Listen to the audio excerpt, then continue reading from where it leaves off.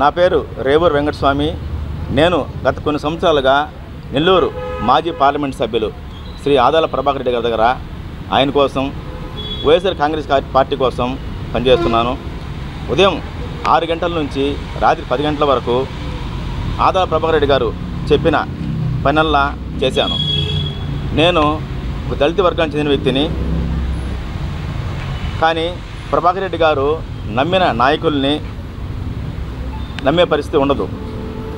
ఆదాల ప్రభాకర్ రెడ్డి ఒక నైవంచకుడు. ఆదాల ప్రభాకర్ రెడ్డి ఒక మోసగాడు.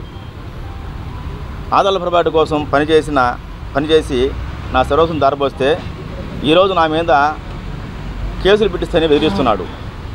నన్ను దొంగ అందరినీ దోచుకుంటున్నామని, మోసం చేస్తున్నామని వ్యాఖ్యానించడం చాలా బాధాకరంగా ఉంది.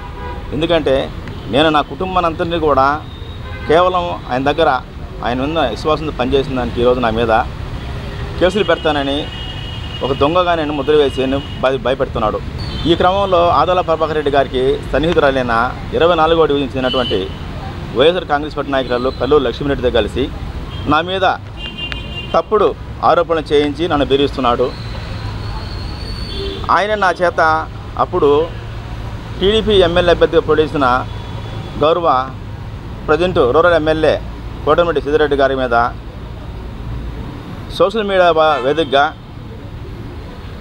ఆయన్ని తిట్టడానికి ఈ కల్లూరి లక్ష్మీరెడ్డి గారితో కలిసి యూట్యూబ్ ఛానల్ను పెట్టించి సిద్దిరెడ్డి గారిని అసభ్య పదజాలంతో దూషించడమే మా పని అని చెప్పారు. ఆ విధంగా చెప్పిన ఆదాల ప్రభాకర్ రెడ్డి గారు తర్వాత వైఎస్ఆర్ కాంగ్రెస్ పార్టీ ఓడిపోవడంతో లక్ష్మీరెడ్డి గారితో యూట్యూబ్ ఛానల్కి 40 లక్షల దాకా ఖర్చు అయింది.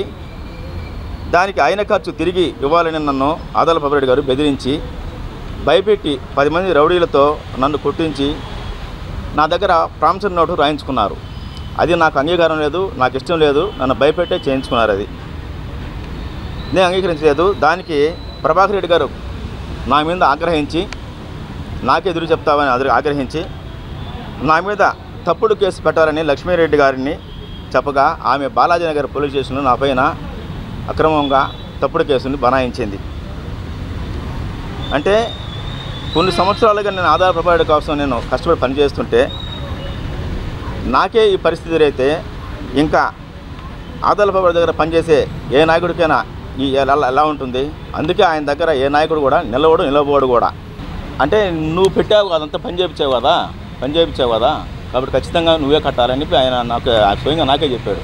నేను కట్టాను సార్, నేను చేయలేదు, నేను పని చేశాను చెప్పేశాను. సరే ఆయన దానికి ఆయన సార్ ఆ పని చేయించాడు. నాకు మీడియా ముఖం తెలియపరచాను.